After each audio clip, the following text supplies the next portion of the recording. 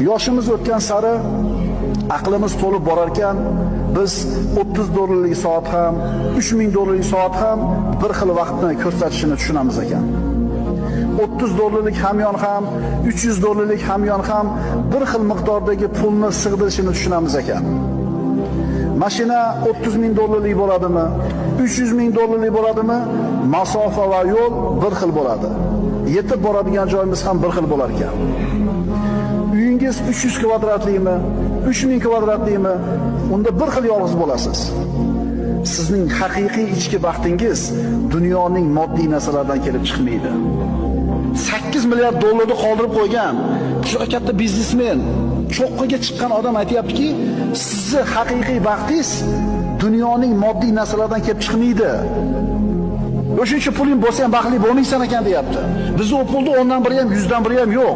Lekin shuni orqasidan yugurib yuribmiz. Yetganlar aytayapti bo'lmas ekan baxt deb.